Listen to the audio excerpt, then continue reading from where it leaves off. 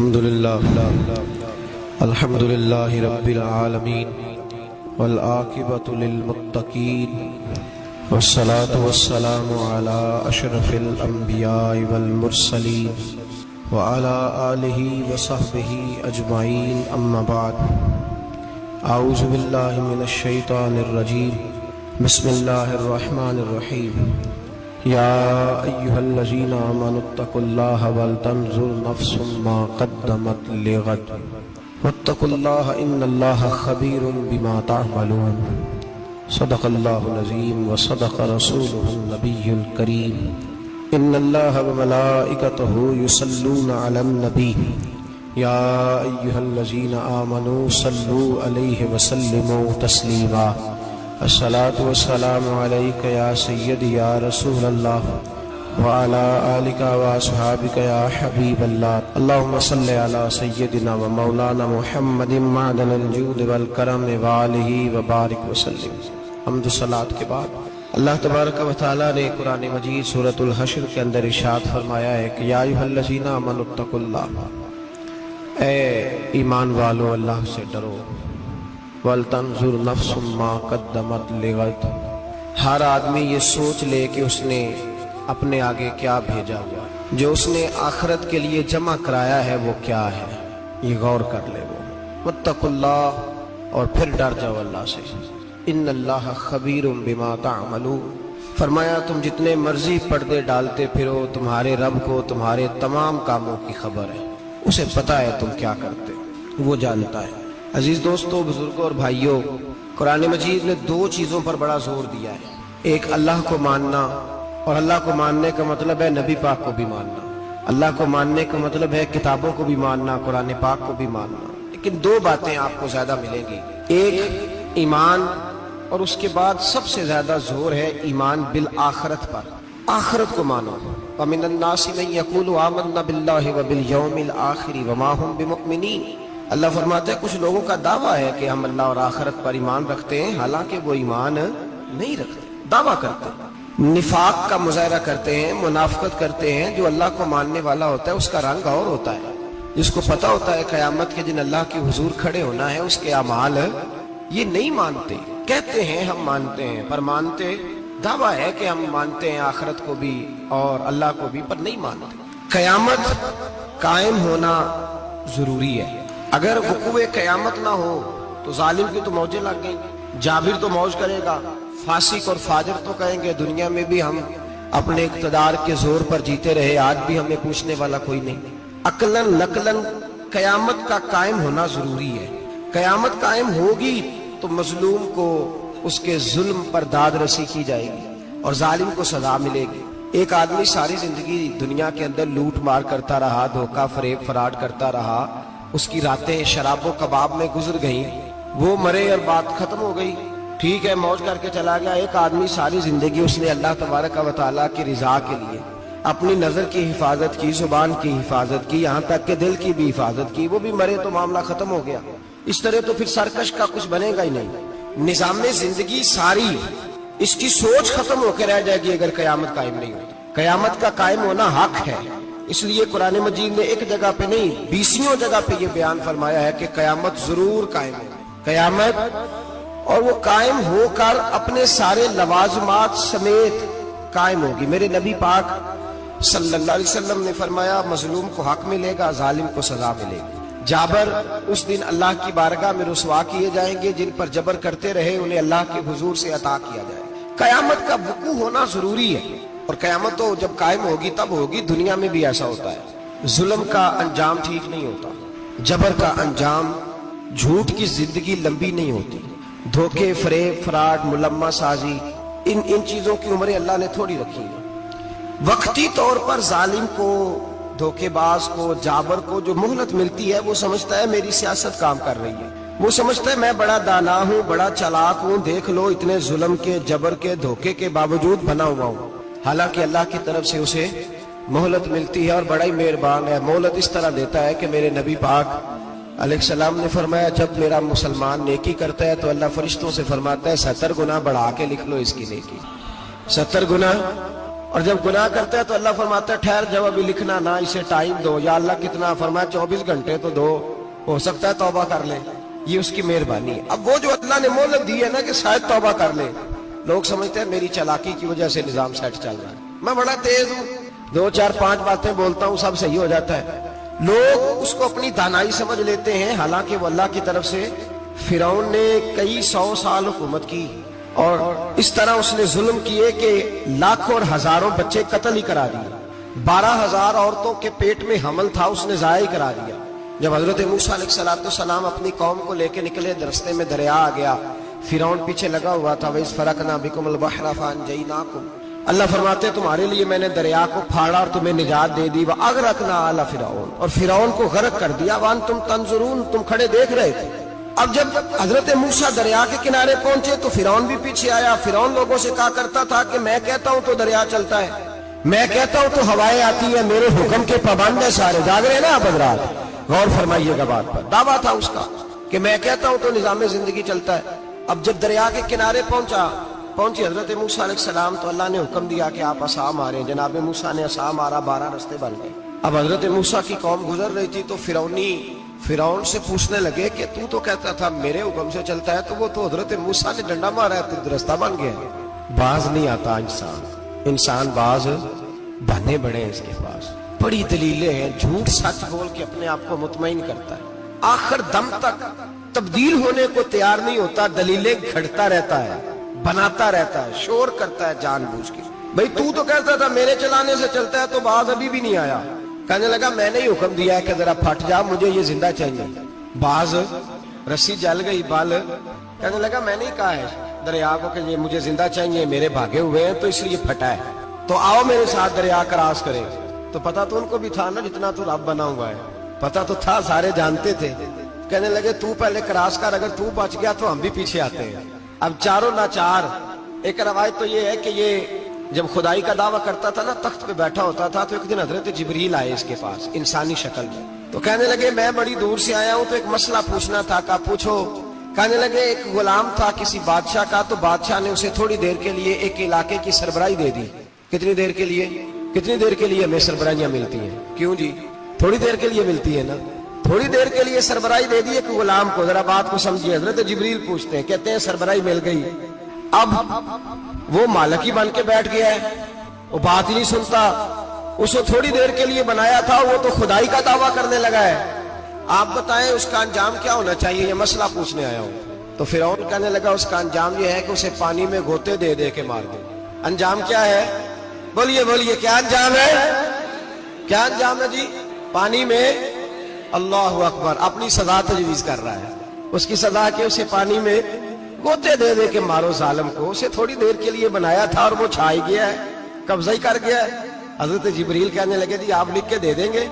کہنے لگا لاؤ لکھ دیتے ہیں. لکھوا لیا. جناب جبریل رکا لے کے تشریف لے گئے.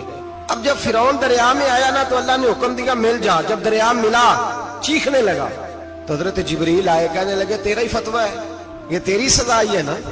ہم بھی بڑی سزائیں تجویز کرتے ہیں. یہ جھوٹا ہے جی، اس کا تو فلانا علاج ہونا چاہیے. تو اگر تو جھوٹ بولے تو یہ فلانا بڑا جاور ہے جی، اس کے ساتھ اس طرح ہونا چاہیے. تو اگر تو یہ کام کرے تو جو سزا تو لوگوں کے لیے تجویز کر رہا ہے تو اپنے بارے میں بھی سوچ. اب جب گوتے آئے نا، آخری وقت دیکھا وہ فرعون جو کہتا تھا میری مرضی سے دریا چلتا ہے.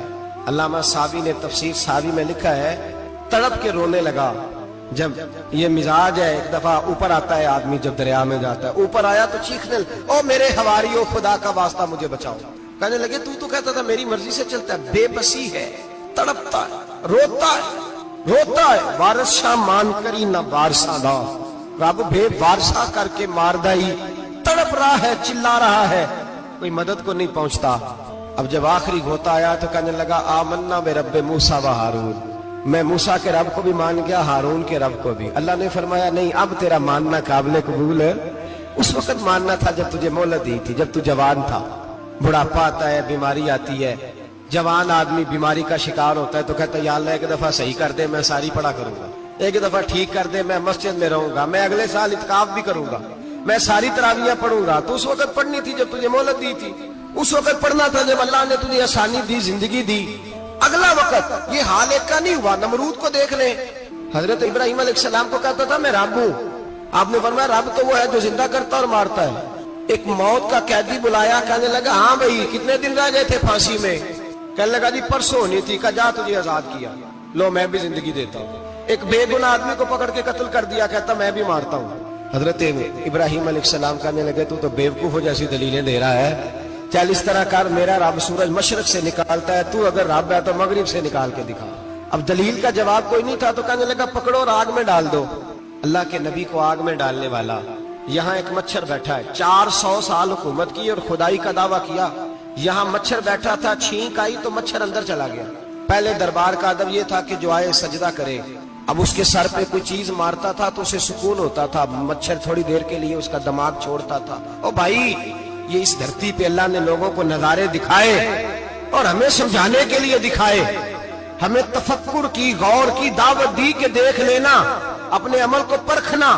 تمہارے عمل حضرت موسیٰ کے فرما برداروں جیسے ہیں, جناب ابراہیم کے فرما برداروں جیسے ہیں, یا بن کے بیٹھ گئے ہو؟ اب دربار کا ادب یہ ہے, بے بسی کا یہ حال ہے کہ جوتے لٹکتے ہیں دربار میں, جو آتا ہے جوتا کھینچتا ہے. اور ادب یہ ہے کہ 10 جوتے نمرود کے سر پہ مارو, اور 400 سال جوتے لگتے رہے.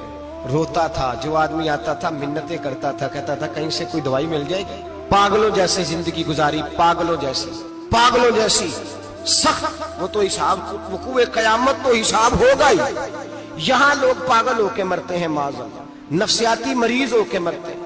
یہاں آخری وقت اتنا سخت آتا ہے کہ دنیا موت کی دعائیں مانگتی ہے. میرے بھائی جب انسان ظلم کرتا ہے تو بھول جاتا ہے کہ شاید مجھے پوچھے گا کوئی نہیں. جب وہ زیادتی کرتا ہے تو بھول جاتا ہے. جب وہ کسی کا حق کھاتا ہے تو وہ کہتا ہے شاید اس کا تو وارث ہی کوئی نہیں جس کو میں لوٹ رہا ہوں. لیکن جب اللہ کی پکڑ آتی ہے, حجاج بن یوسف ظالم تھا, اس نے اچھے کام بھی کیے تھے. قرآن پاک پر زیر زبر آراب حجاج بن یوسف نے لگوایا. محمد بن قاسم کو ہندوستان سندھ کے علاقے فتح کرنے بھی حجاج بن یوسف نے بھیجا تھا. ساری خوبیاں اپنی جگہ پر, ظالم بہت بڑا تھا. کسی آدمی نے اس کے سامنے کونے کی طرف منہ کر کے ساتھ والے سے بات کر لی تو کہنے لگا میرے خلاف کیا, اس کو لے جاؤ, 2 ٹکڑے کر کے واپس لے آؤ. توتی بولتا ہے نا اقتدار, جب کسی کے ہاتھ اقتدار ہوتا ہے نا, وہ چاہے ایک گھر کا ہی کیوں نہ ہو, وہ 10 بندے فیکٹری میں کام کرتے اور جو ان کا مالک ہوتا ہے وہ کہتا میں مالک ہوں, مجھے مانو. جب تو صاحب اقتدار ہوتا ہے نا, جب تو سسر بن کے بیٹھتا ہے اور کسی غریب گھر کی بہو آتی ہے 2-4 تو کہتا میرا اقتدار ہونا چاہیے. جب میں کھانسنے لگوں تو ہر آدمی کے ہاتھ میں ٹشو پیپر ہونا چاہیے. جب میں بولنے لگوں تو بندے ہوئے ہاتھوں سے ہر آدمی جی کرتا ہوا کھڑا ہونا چاہیے. جس آدمی کا, اور یہ کام بہو بھی کرتی ہے کئی دفعہ, وہ بھی کہتی ہے کہ تمہیں پتا نہیں میں کتنا لمبا چوڑا جہیز لے کے آئی ہوں. جب میں سونے کے لیے اپنے بیڈ روم میں جاؤں تو خبردار بوڑھے بابے کو اجازت نہیں کہ وہ کھانسے. اماں کو چاہیے کہ اگر اس کو بڑی سخت پیاس بھی لگی ہے تو میرے سوتے باورچی خانے میں برتن نہ کھٹکھٹائے. جو جہاں بھی جس اسٹیج پہ بھی بیٹھتا ہے وہ کہتا ہے کوئی نہیں مجھے پوچھنے والا, میں مطلق العنان ہوں. جوان بوڑھوں کا مذاق اڑاتے ہیں, سمجھتے ہیں شاید کبھی بوڑھے نہیں ہوئے, مذاق اڑاتے ہیں. تندرست لوگ بیماروں کا مذاق اڑاتے ہیں, شاید کبھی بیمار نہیں ہونا. حجاج بن یوسف ظالم تھا, ظلم کرتا تھا, زیادتی کرتا تھا. حضرت سعید بن جبیر ایک تابعی بزرگ تھے, اتنے بڑے بزرگ تھے کہ ساری رات نماز پڑھتے تھے, سارا سال روزہ رکھتے تھے. ایک دن انہوں نے منبر پہ بیٹھ کے کہا کہ حجاج ظلم سے باز آ جائے ورنہ اللہ کی لاٹھی بڑی بے آواز ہے. اللہ کی لاٹھی, اس کا کیا مطلب ہوتا ہے؟ اس کا مطلب ہے جب رب کی لاٹھی چلتی ہے تو اس کی آواز, جی اس کا پہلے کوئی پیغام, وہ پہلے اعلان نہیں کرتا کہ تگڑے ہو جاؤ لاٹھی چلنے لگی ہے. لاٹھی چلتی ہے پر اس کی آواز, سمجھ آ رہی ہے میری بات کی؟ جمعۃ الوداع کے لیے تشریف لانے والے احباب خاص غور فرمائیے گا. حجاج بن یوسف کو پتا چلا کہ حضرت سعید بن جبیر نے میرے خلاف بات کی, بلا لیا. کہنے لگا تو نے میرے خلاف بات کی ہے؟ فرمانے لگے کی ہے. کہنے لگا تجھے پتا ہے میں قتل کر دوں گا. آپ فرمانے لگے نہ تو زندگی کا مالک ہے نہ موت کا مالک ہے, تو کیسے قتل کر؟ کہنے لگا تجھے پتا ہے میرا؟ فرمایا میں نے تجھے نہیں, میں نے تو کئی شداد, کئی حماد, کئی قارون, کئی فرعون, کئی نمرود دیکھے, کئیوں کی داستانیں سنی. تو کون ہے؟ تو چھوٹا سا ہے. ایک جملہ ہے ملا جلال الدین رومی کا, بڑے درویش تھے, ایک بات کہہ گئے. کہنے لگے نمرود جتنے پیسے نہیں, فرعون جتنی حکومت نہیں, قارون جتنی دولت نہیں. ورنہ فرمانے لگے میرے زمانے میں بھی کئی لوگوں کا خدا بننے کو دل کرتا ہے, کئی لوگوں کا دل کرتا ہے, لیکن نمرود جتنے پیسے, فرعون جتنی طاقت اور قارون جتنی دولت نہیں. ورنہ ہو سکتا ہے لوگ دعویٰ کر جائیں معاذ اللہ ثم معاذ اللہ. یہ آج سے کئی 100 سال پہلے وہ کہہ رہے ہیں, آج تو حالات بڑے ابتر ہیں. اس کی نسبت خطرناک. فرمانے لگے حضرت سعید بن جبیر تو زندگی موت کا مالک نہیں. کہنے لگا پکڑو قتل کرو اسے لے جاؤ. جب پکڑ کر کھینچ کر لے جا رہے تھے نا تو حضرت سعید بن جبیر مسکرانے لگے. اب ظالم کے سامنے مسکرائے تو اس کو بڑا غصہ آیا. یہ میرا مذاق اڑاتا ہے. بلا لیا, ادھر آؤ, کیوں مسکرا رہے ہو, کیا ہوا؟ تو حضرت سعید بن جبیر کہنے لگے میں مسکرا رہا ہوں تیری بیوقوفی پر اور اپنے اللہ کی دی ہوئی ڈھیل پر. میں مسکرا رہا ہوں کہ یا اللہ کیا بات ہے, کیا تیرا شان ہے, کیسے لوگوں کو ڈھیل دی ہوئی ہے. میں مسکرا رہا ہوں تیری بیوقوفی پر کہ تو سمجھتا ہے شاید مجھے پوچھنے والا کوئی نہیں. کہنے لگا اس کو باہر نہ لے جاؤ, میرے سامنے قتل کرو. ٹھیک ہے جی. قتل کرنے لگے تو حضرت سعید بن جبیر نے منہ کعبے کی جانب کر لیا. انی وجہت وجہی للذی فطر السماوات والارض حنیفا وما انا من المشرکین. جب آپ نے یہ آیتیں پڑھی نا کہ میں نے منہ کر لیا ہے اپنے رب کی جانب, کرو مجھے قتل. کہنے لگا نہیں نہیں, اس کا منہ پھیرو, کعبے کی طرف ہو کے قتل نہ ہو. ہے ظالم پر پاگل ہو گیا ہے. حضرت سعید بن جبیر کے حوصلے نے شکست دے دی, ناکام ہو گیا, مخبوط الحواس ہو. کہنے لگا اس کا منہ پھیر دو. جب کعبے سے پھیرا تو آپ فرمانے لگے للہ المشرق والمغرب فانما تولى فثم وجه اللہ. اللہ فرماتا ہے تو مشرق اور مغرب سارا ہی اللہ کا ہے. جدھر بھی منہ کرو گے ادھر اللہ ہی اللہ ہے, جدھر بھی منہ کرو گے ادھر اللہ ہی اللہ ہے. چاروں جانب پھیر دے, جدھر منہ پھیرنا ہے تو نے پھیر دیا منہ. حضرت سعید بن جبیر کے گلے پہ خنجر رکھا تو آپ نے ہاتھ اٹھائے. کہنے لگے اے اللہ میرے بعد اسے کسی اور پر مسلط نہ کرنا, میرے بعد کسی اور پر مسلط نہ, بس میں آخری ہوں. جب آپ ذبح ہوئے تو اتنا خون نکلا, اتنا خون نکلا کہ لوگ کہتے ہیں جتنا اونٹ کے وجود سے نکلتا, تر ہو گیا سارا اس کا دربار. ایک سمجھدار آدمی کو بلا کے کہنے لگا اتنا خون میں نے پہلے کبھی, میں نے بڑے بندے قتل کرائے ہیں پر اتنا خون نہیں نکلا. تو وہ کہنے لگے لوگ مر جاتے, مرتے وقت ڈر جاتے ہیں, سہم جاتے ہیں, خون سکڑ جاتا ہے. لگتا ہے یہ شخص جب دنیا سے گیا ہے تو ڈٹ کے گیا ہے, یہ ڈٹ کے گیا ہے دنیا سے. حجاج بن یوسف رات کو سویا تو تڑپ کے اٹھا. کیا ہوا؟ گھر والے کہنے لگے کیا ہوا؟ کہنے لگے سعید بن جبیر خواب میں آئے اور کہتے ہیں اٹھ مجھے بتا تو نے مجھے کیوں قتل کیا, بتا بتا کیوں مارا. اگلی رات پھر سویا تو وہی خواب, پھر سویا تو وہی. گناہ نفسیاتی مریض بنا دیتا ہے, ظلم تجھے مخبوط الحواس کر دیتا ہے. جب تو زیادتی کرتا ہے تو اللہ فرماتے ہیں کہ میں, تو اللہ کو بھولتا ہے, اللہ تجھے اپنا آپ بھلا دیتا ہے. پھر تو بھول جاتا ہے, پھر تو سیدھے رستے پہ چلتا ہے پر بھٹک جاتا ہے, پھر تو صحیح رستوں کا تعین کر کے بھی گمراہ ہوتا ہے, پھر تو روز وہی گاڑی چلاتا ہے پر اب جب تو بریک لگاتا ہے تو نہیں لگتی. جب گناہوں کے ساتھ تو مخبوط الحواس ہوتا ہے تو روز وہ کاروبار کرتا ہے, لیکن جب تیرے گناہ تجھے گھیر لیتے ہیں پھر اسی کاروبار میں تو نقصان اٹھاتا ہے. حجاج بن یوسف تڑپتا ہے, روتا ہے, یہاں تک کہ بیمار ہو گیا. پیٹ میں درد ہوتی ہے, پتہ نہیں کیا ہوا, تکلیف ہوتی ہے, پتہ نہیں. سارے حکیم, طبیب, ڈاکٹر, کوئی نہ سمجھ سکا کہ بیماری کیا ہے. جو بیماریاں خدائی ہوتی ہیں ان کا لوگوں کو پتا, جو آزمائشیں رب کی جانب سے ہوتی ہیں وہ ڈاکٹروں کے ہتھے نہیں چڑھتی. جو تکلیفیں اللہ دیتا ہے ان کا حکیم طبیب علاج نہیں کر پاتے, مشکل. اور شفا اسی وقت ہوتی ہے جب اللہ دینا چاہے, اور جب رب ہی دینا نہ چاہے تو بڑے بڑے ڈاکٹر کہتے ہیں کہ ہمارے بس کی بات نہیں رہی.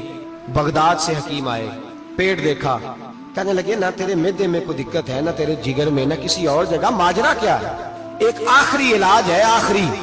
وہ کیا؟ گوشت کا چھوٹا سا ٹکڑا دھاگے کے ساتھ باندھ کے منہ میں ڈالا اور پھر ایک باریک سا تنکا لے کے اس کو اندر ڈالنے لگے گلے میں. وہ گوشت کا ٹکڑا جب حلق کے اندر اتر گیا, اس حکیم نے واپس کھینچا تو کیسے ایسی بدبو آئی جیسی کبھی سونگی نہ تھی. جانور, کیڑے مکوڑے لگے ہوئے باہر نکلے, اور جب دیکھا تو جتنے محل میں لوگ بیٹھے تھے چلاتے ہوئے نکل گئے کہ یہ کیا مصیبتیں ہیں. حکیم بھی اٹھ کے دوڑنے لگا. کہا تجھے کیا ہوا؟ کہنے لگے حجاج تیری بیماری زمینی نہیں, تیری مصیبت زمینی نہیں. کہا میری مرض تک تم کیوں نہیں پہنچ پا رہے؟ تو کہنے لگے لگتا ہے تو بد دعا کا مریض ہے, لگتا ہے تو ظلم کا مریض ہے, تو جبر کا مریض ہے. تڑپتا رہا, سسکتا رہا. ایک وقت وہ بھی آیا کہ گھر والوں نے کمرے میں بند کر کے تالا لگا دیا, دیوار سے ٹکرے مارتا. او بھائی, جو گناہوں کے بیمار ہوتے ہیں انہیں شفا نہیں ہوتی, جو ظلم, جبر, بربریت کے بیمار ہوتے ہیں انہیں سکون قلبی میسر نہیں آتا. دوائیاں ان بیماریوں کی بنی ہوئی ہیں جو بیماریاں زمینی ہیں, جو بیماریاں خوراک کی بد پرہیزی سے ہوتی ہیں, जो गुनाहों की बद परहेजी से होती है उनकी बीमारियां, उनकी शिफा तौबा है, उनकी शिफा रुजू इल्लाह है। उनकी तौबा अल्लाह से माफी मांगने से शिफा होती है। हज्जाज जब मरने लगा तो बुलाया, ये रंग भी जरा मुलाहिजा कीजिएगा, 2-4 करीबियों को बुलाया। पता होता है ना अपने करतूतों का आदमी को, पता सारा है सरदार मुकीतियां, जब पता होता है सारा। बुला के कहने लगा जब मैं मर जाऊं तो मुझे रात को दफन करना। क्यों भाई, औरत है? कहने लगा नहीं, रात को दफनाना। ठीक है, रात को दफना देंगे। फिर कहने लगा जब सुबह हो जाए तो सुबह होने से पहले पहले मेरी कब्र जमीन के बराबर कर देना, निशान मिटा देना। का वजह, तू कलमा पढ़ता है, हुजूर का हुक्म है कि कब्र कम से कम एक बालिश, एक गेट ऊंची होनी चाहिए जमीन से कम से कम, तो तू तेरी कब्र मिटा दे। वजह पता होता है अपने जुल्मों का। कहने लगा मुझे पता है लोग मेरे मरने के बाद मेरी कब्र भी नहीं छोड़ेंगे। दुनिया में तो मेरे जबर की वजह से कोई आ ना सका, लेकिन मेरी कब्र भी लोग जनाजों में बातें शुरू कर देते हैं। जनाजों में मैंने ऐसी भी दास्तानें सुनी है कि कोई मरा तो लोग जूतों का हार कब्र पे डाला है। नहीं भाई, तू जब जिंदा था तो तेरे जबर जुल्म की वजह से नहीं को बोल सका। एक तो है कयामत में हिसाब होगा, यहाँ दुनिया में हिसाब होने लगता है। इतनी इतनी लंबी जुबानें लोगों की लटक कर मरते वक्त बाहर निकल आती हैं। दुआ करें, जुमा है, अल्लाह ताला ईमान की मौत अता फरमाए। दुआ फरमाए रब ताला, अल्लाह तबारक व ताला तौबा करके जाने की तौफीक अता फरमाए। जागे जागे और सुने और दुआ करे, ए अल्लाह तू हमें जुल्म से वैसे ही महफूज फरमा। अगर हम ज्यादती करने लगे तो अल्लाह हमें उससे मना फरमा, हमें उससे तू ये तौफीक दे कि हम बाहर आ जाए उस गुनाह से। मेरे भाई, एक तो दुनिया में सजा है, फिर कयामत की सजा है, और वो ज्यादा सख्त है, वो ज्यादा सख्त है। हम लोगों ने ना हीले बहाने बड़े बनाए हुए हैं। बैंक के साथ कारोबार करने वाला कहता है नहीं नहीं मजबूरन लिया है, मजबूरन। मर रहा था तू, आखिरी लम्हों पे था तो जायज है, जायज है। उस वक्त जब तुझे खाने को लुकमा न लगे तो हराम खाना भी जायज है। क्या दिक्कत थी? क्यों अल्लाह रसूल के मुकाबले में खड़ा हुआ तू? क्यों सूद का धंधा किया? क्या क्या तकलीफ थी? क्या कहां तू उलझ गया था? हम जानबूझ के अपने लिए जहन्नम इकट्ठी करते हैं, फिर कहते हैं सुकून नहीं जिंदगी में। कहां सुकून आएगा? कैसे आएगा? हमने खुद आग लगाई है चमन में अपने। जो कयामत की सजा है, मेरे नबी पाक अलैहिस्सलाम ने फरमाया रब तुम्हें सामने खड़ा करेगा। और किस तरह खड़ा करेगा? फरमाया लोगों के वजूद से कपड़े उतर जाएंगे, जमीन इस तरह दहकेगी जिस तरह तांबा जमीन पे रखा जाए और आग जलाई जाए। तांबा देखा है आप लोगों ने? ये भी गर्मी गुजरी है ना, तो फर्श पर जब सूरज पड़ता था तो नंगे पांव चला नहीं जाता था। सही कह रहा हूं? नंगे पांव, बच्चे का पैर जमीन पे लगता है तो चीख उठते हैं, कहते हैं ओ जल गया पैर। हालांकि ये फर्श दुनिया के, और अगर तांबे के अंदर खासियत है कि अगर कोई धात जल्दी और ज्यादा गर्म होती है तो वो तांबा है। मेरे नबी ने मिसाल दी तो उसकी दी जो सख्त था, फरमाया तांबे की तरह जमीन तपाई जाएगी और फिर नंगे पांव रब तुम्हें खड़ा करेगा। आज सूरज की पुश्त तुम्हारी जानब है, कयामत में मुंह तुम्हारी जानिब होगा। नेजा आपने देखा होगा, नेजा होता था। फरमाया ये जो तुम नेजे देखते हो सिर्फ 1.25 नेजे के बराबर सूरज करीब आ जाएगा और फिर अल्लाह तुम्हें सामने खड़ा करके तुमसे सवाल जवाब करेगा। और हुजूर ने कह दिया है तो अब किसी नात खां के कहने से बात बदल सकती, किसी पीर के कहने से जुमला बदल सकता, किसी खतीब के कहने से फिक्र न करना वो सामने जन्नत पड़ी है, अब बात बदल सकती। खुदा की रहमत पर भरोसा रखना जरूरी है, नबी पाक की शफाअत की उम्मीद रखना। बोलिए, लेकिन जो हुजूर ने बयान किया है उसको मानना भी ये भी जरूरी है। मेरे नबी पाक ने फरमाया अल्लाह तुमसे हिसाब लेगा और अल्लाह पूछेगा, तुमने जवाब देना है। हुजूर किस किस शय का? फरमाया जो पहनते हो उसका जवाब नहीं देना, जो खाते हो उसका जवाब नहीं देना, जो अल्लाह के रास्ते में देते हो उसका जवाब, बाकी हर शय का जवाब देना है। ओ उधर जो प्लाट है उसका भी जवाब देना है, और जो जी वो जो बच्चों को पैसे बताए उनका भी जवाब देना है, जो छुपाए हैं उनका भी। सुम्मा लतुसअलुन्ना यौमइज़िन अनिन नईम, जो कमेटी अपने महल्ले में डाली है उसका भी जवाब देना है, जो ससुराल के इलाके में अब्बा जी से चोरी डाली हुई है उसका जवाब भी, सबका जवाब देना है, तमाम हिसाब किताब। और अल्लाह फरमाते हैं मैं सामने खड़ा करके हर सवाल का तुझे जवाब, तुझे हर सवाल का जवाब साहब। अच्छा, ये जो बड़े लोग थे वो हिसाब से डरते थे, हम छोटे लोग हैं हम हिसाब से हम नहीं डरते, हम कहते हैं देखी जाएगी। बड़े लोग जो थे वो हिसाब से, हजरत अबू बकर सिद्दीक दुआ कराया करते थे, दुआ करो अल्लाह मुझसे हिसाब ना पूछे। हजरत उमर फारूक रज़ी अल्लाह ताला अन्हु अपने बेटे से कहते थे बेटा अपने बाप के लिए रहमत की दुआ करना, मैं दरगुजर वाला हूं, मैं हिसाब वाला कोई नहीं। बड़े लोग डरते थे, بڑے لوگ حضرت عثمان غنی قبر پہ کھڑے ہوتے تھے تو داڑھی آنسوؤں سے بھیگ جاتی.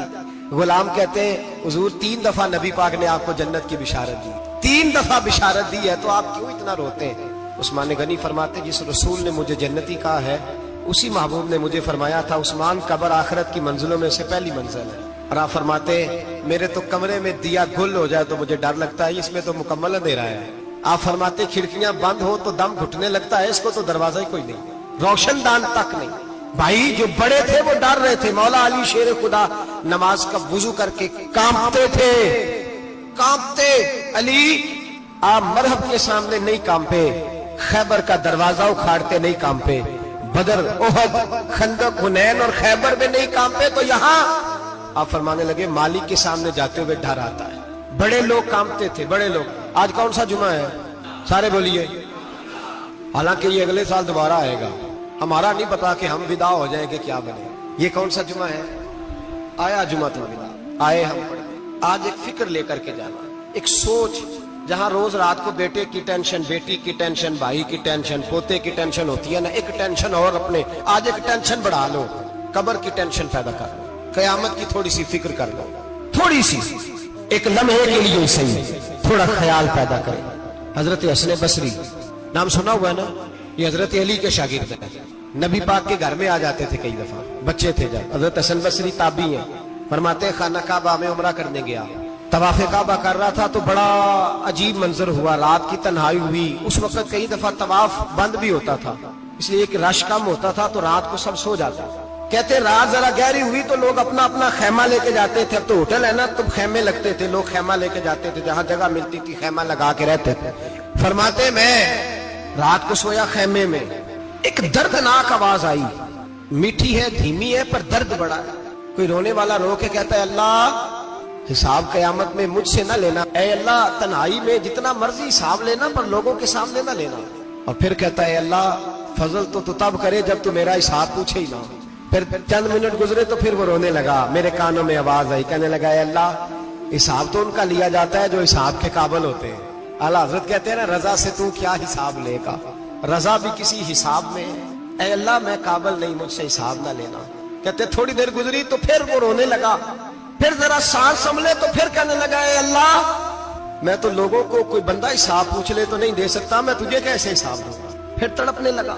کہتے تھوڑی دیر گزری تو پھر ایک لفظ انہوں نے کہے رونے والے نے, کہنے لگے اللہ دیکھ تیرے محبوب کا فرمان ہے جو معافی مانگے تو اسے معاف کر دیا کرتا ہے. اے اللہ میں معافی مانگنے آیا ہوں اور مسجد نہیں آیا, میں کعبۃ اللہ ہی آ گیا ہوں.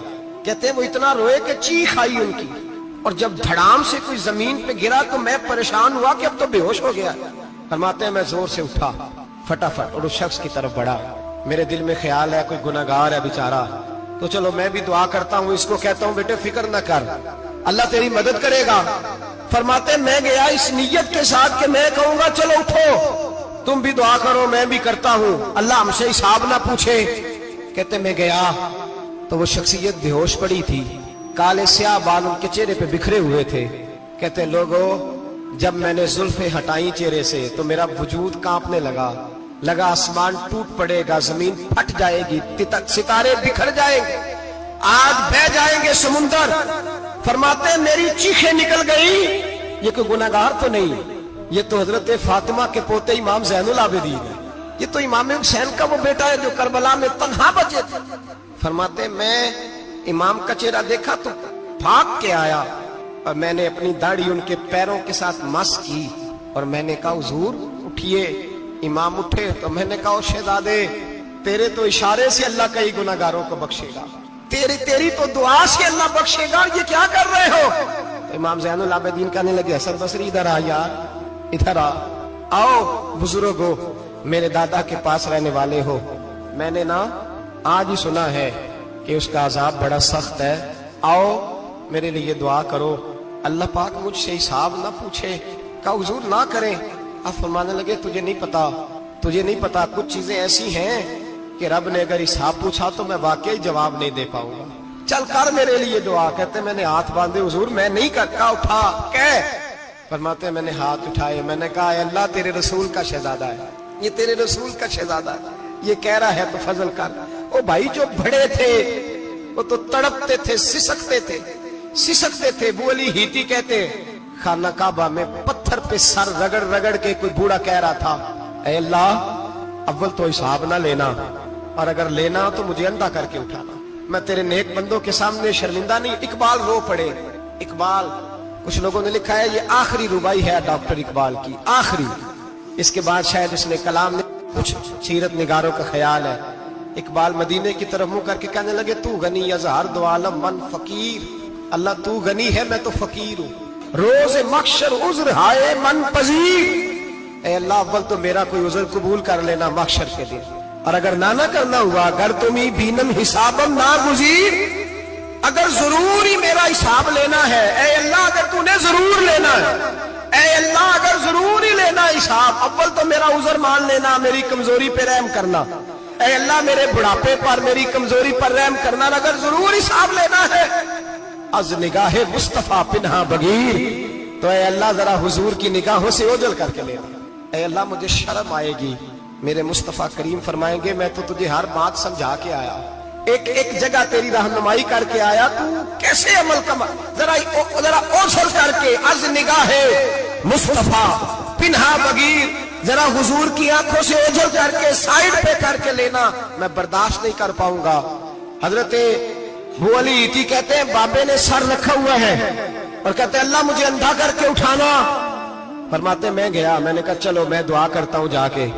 फरमाते जब मैंने जाके बुजुर्गों की कमर पे हाथ रखा, उनका चेहरा देखा तो ये कोई गुनाहगार तो नहीं, ये तो बगदाद के पीर अब्दुल कादिर जिलानी है, ये तो महबूब सुभानी गौसे समदानी है, ये तो वो शख्स है जो कदम लगाए तो अल्लाह विलायत अता करता है।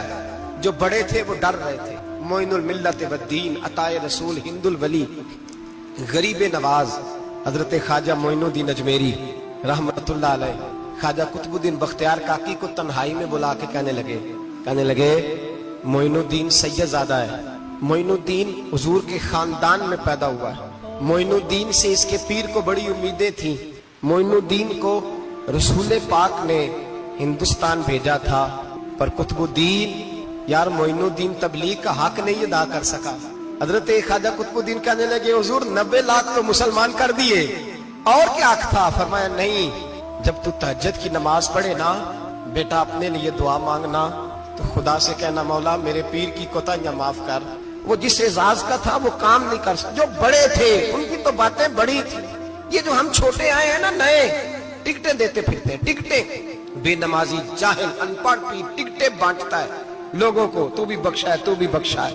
वो 90 लाख लोगों को राय हक पर लगा के भी कहते थे नहीं हक तो ये है कि हक अदा ना हुआ, हक तो ये है कि हक कोई शाही पल्ले नहीं, डटा हुआ खड़ा है मुसलमान, डटा हुआ। ये हिसाब सुने। किसी ने हजरत अबू हुरैरा से कहा कि कोई ऐसी हदीस सुनाओ जो आपको भी बड़ी महबूब हो। हजरत अबू हुरैरा ने चीख मारी, रोने लगे और बेहोश हो गए। फिर हिलाया, पानी पिलाया, उठे, कहा हुजूर बात की थी, हदीस सुनाए, फिर रोने लगे। हमें तो नहीं ना रोना आता, हमें तो तब आता है जब बेटा बात ना माने, हमें तो तब आता है जब कारोबार में नुकसान हो जाए, हमें तो तब रोना आता है जब हमारा कोई दोस्त हमारे बारे में गलत बात कर दे, बेइज्जती दुनिया की हो जाए।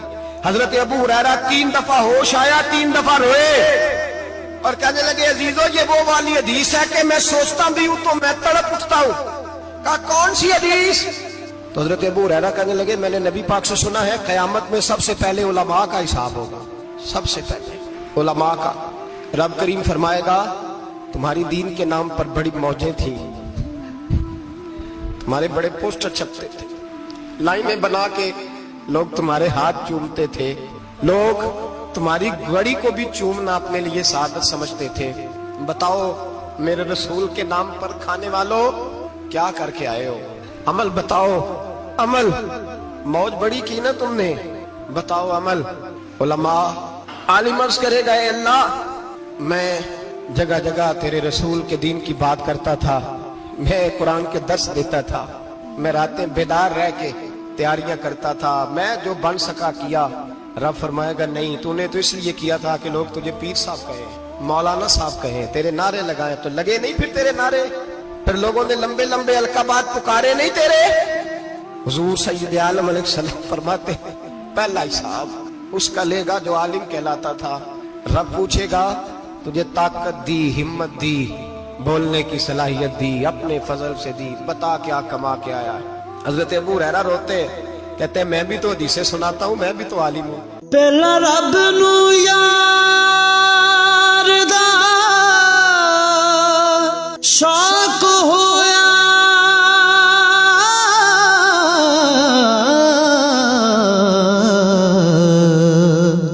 نبی پاک دا کرن جمال مائیں آیا وہی لے کے ہویا ترت حاضر، تے لیا یار نے یار نو پال مائیں. میرے پیچھے بھی تو لوگ بھاگتے ہیں. لوگوں بتاؤ اگر اللہ نے ابو ہریرہ سے پوچھا تو کیا جواب دے گا؟ اللہ فرمائے گا علماء کے لیے بخاری مسلم ہے، انہیں اٹھاؤ اور جہنم میں ڈال دو. امام غزالی فرماتے ہیں اگر کسی عالم کو سزا ملی تو سب سے سخت عالم کو ملے گی. دعا فرمائیں اللہ میرے جیسے لوگوں کو ہدایت کا رستہ عطا فرمائے، اور جو کہتے ہیں سمجھتے ہیں اللہ اس پر عمل کی توفیق عطا فرمائے. فرمایا حضرت ابو ہریرہ نے دوسرے نمبر پر سخی اللہ کی بارگاہ میں کھڑا کیا جائے. مالدار، رب فرمائے گا بول کچھ ایسے بھی تھے جن کے پاس شام کی روٹی نہیں تھی، تجھے میں نے تیری تجوری بھر کے تجھے دولت عطا کی، تجھے وراثت میں میں نے مربے دیے، جائیدادیں دی. بتا وہ کچھ وہ تھے سویرے مزدوری کرنے جاتے تھے، کما کے لاتے تھے، ہزاروں روپیہ تیری بینک میں پڑا تھا، بتا کیا کیا تو نے؟ اے اللہ میں نے مسجد میں دیے، مدرسے میں دیے، 30 دن افطاریاں پکاتا رہا. اللہ فرمائے گا تو جھوٹ بولتا ہے، تو سارا کچھ اس لیے کرتا تھا کہ لوگ تجھے سخی کہے. ہاں ہاں تیرا اعلان ہوا مسجد میں، لوگوں نے کہا وہ دیکھو کتنے پیسے دے رہا ہے، اس کا وہ دیکھو نام لکھا ہوا ہے ہسپتال کے ایک کونے میں کہ یہ والا بلاک فلاں سیٹھ صاحب نے بنایا، یہ دیکھو لکھا ہوا ہے کہ یہ کمرہ مدرسے کا اس نے بنایا، تو لکھ دیا گیا، نعرے لگ گئے، اب جا دوڑ جا. اللہ جہنم میں پھینک دے گا. فرمایا پھر شہید کھڑا کیا جائے گا. ہاں بھائی تجھے طاقت دی، ہمت دی، بتا کہاں خرچ کی؟ کہاں؟ اے اللہ شہید ہی ہو گیا. فرمایا وہ تو اس لیے ہوا تھا کہ لوگ تجھے شہید کہیں، بہادر کہیں، تیرے نام پہ روڈ کا نام رکھا جائے، تمغہ حسن کارکردگی ملے، سو مل گیا. میرے لیے بتا کیا کر کے آیا ہے میرے لیے؟ اسے اٹھاؤ اور جہنم میں پھینک دو. بھائیو عذاب کڑا ہے، عذاب سخت ہے، حساب سخت ہے، اور جو حساب لینے والا ہے اس کو. میں نا تراویح ہو رہی تھی تو قاری صاحب نے ایک سورہ یاسین شروع کی، وَامْتَازُ الْيَوْمَ أَيُّهَا الْمُجْرِمُونَ. اللہ فرماتا ہے قیامت میں کہوں گا مجرم جو ہے نا وہ صفوں سے باہر آ جائے، صفوں سے باہر آ جائے. ایک ہمارے فزکس کے ٹیچر ہوتے تھے تو بڑی سخت چھڑی مارتے تھے، تو جب وہ قد بھی بڑا تھا، جلال بھی بڑا تھا، اور اصول بڑے اچھے انسان تھے لیکن سخت، تو مجھے یاد آتا تھا کہ جب وہ سویرے آ کے کہتے جس نے کام نہیں لکھا وہ باہر نکل آئے. 2 قسم کی چوٹ لگتی تھی. ایک تو خیال یہ آتا تھا کہ شرمندگی بڑی ہوگی کہ سارے اسٹوڈنٹ بیٹھے ہیں اور 2 3 4 ان کو کہا وہاں مرغے بن جاؤ، بڑی شرم آتی تھی. اور پھر جب وہ مارتے تھے تو اتنا سخت مارتے تھے کہ کئی دن تکلیف رہتی تھی، بتایا نہیں جاتا تھا. وہ اسٹوڈنٹ بتاتے تھے کہ یار اس سے بچو کسی بھی طریقے، اور کسی کا کام رہ بھی جاتا تھا کہتے تھے اس پیریڈ کی ڈیوٹی سبق یاد کر کے آنا ہے. سخت ٹیچر کے بارے میں تیرا میرا یہ رویہ ہے. تو یاد آ رہا تھا وہ کہہ رہے تھے نا وَامْتَازُ الْيَوْمَ أَيُّهَا الْمُجْرِمُونَ، تو میں صف میں کھڑا تھا تو 2 قطرے میرے بہہ گئے آنسو کے. مجھے ساتھ بچہ کہنے لگا طبیعت ٹھیک ہے. میں نے کہا طبیعت تو ٹھیک ہے، کچھ یاد آ گیا ہے کہ میدان محشر میں یہاں تو چھپے ہوئے ہیں نا عیب، چھپے ہوئے. اور بھائی رب بڑا کریم ہے، عیبوں کے باوجود نوازتا ہے. میرا دعویٰ یہ ہے اگر ہمارے عیب کھل جائیں، لوگ ہمیں دھرتی پہ جینے نہ دیں، لوگ جینے نہ دیں، نکال دیں، اپنے بھی ہمیں برداشت نہ کریں، یہ تو اس کا کرم ہے. پتہ سارا ہے سردار نو کیتیاں دا، پردہ چپایا ہی تیرا بھلا ہو سی. وَامْتَازُ الْيَوْمَ أَيُّهَا الْمُجْرِمُونَ. اللہ فرمائے گا مجرم باہر آ جائے. یا اللہ کیا ہوگا؟ جب سوال جواب ہوں گے تو رب فرماتے ہیں تیری زبان پہ مور لگا کے بند کر دوں گا، تیرے ہاتھ بولیں گے، پیر بولیں گے، سر بولے گا، پیٹ بولے گا. اس وقت کی فکر پیدا کریں، ٹینشن پیدا کریں. وقوع قیامت حق ہے. اور باندھ کے نا لوگ پیر باندھ کے زور کے ساتھ باندھتے. سگا بیٹا جب قبر میں دفن کرتا ہے نا تو وہ بھی کہتا ہے وہ کونا، یہ کونا تھوڑا سا مٹی کم ہے، یہاں بھی مٹی ڈالو. پہلے لوگ روزانہ جاتے ہیں، پھر ہفتے کے بعد، پھر مہینوں بیت جاتے ہیں. कुछ कब्रें ऐसी भी हैं जिन पे खड़े हों तो लगता है कब्रें रो रही हैं और कहती हैं जाओ मेरे घर वालों से जाके कहो कोई फेरा ही लगा जाए। वो एक दफा आए तो सही, कोई मट्टी नहीं डालता। बादशाहों की कब्रें रोती हैं, सरमायादारों की कब्रें रोती हैं, कोई जाता नहीं। इतने इतने मोटे सुराख है कब्रों में, आप अपने शहर के कब्रिस्तान फिर के देख लें, सुराख है। ओ भाई, हजरत मौला अली शेर खुदा कब्रिस्तान गए तो पहले रोने लगे, फिर कहने लगे कब्रों वालों क्या हाल है तुम्हारा?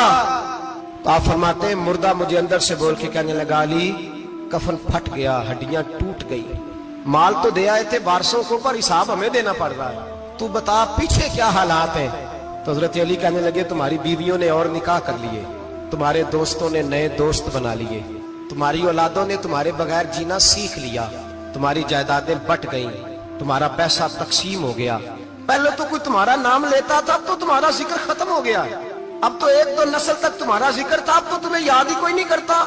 कहते हैं लोग यहाँ कोई रहा करता था, यहाँ कोई हुआ करता था, अब तो तुम किस्सा पारीना किस्सा माजी हो गए। हिसाब का वक्त करीब है, करीब आ गया वक्त। अल्लाह फरमाते इक़्तरब लिन्नासि हिसाबुहुम वहुम फी गफलतिन मुरिदून। फरमाया हिसाब का वक्त करीब आ गया है तो अभी भी गाफल है। जुमातुल विदा, एक परेशानी लगाने का इरादा था, बड़ी परेशानियां पाली है, एक परेशानी और पाल लो।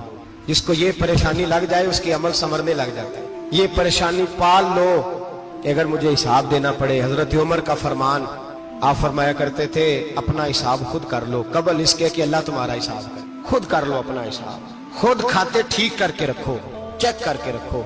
मेरी दुआ है अल्लाह पाक हमें उनमें शामिल करे जिनको वो माफ करने वाला है। आमीन।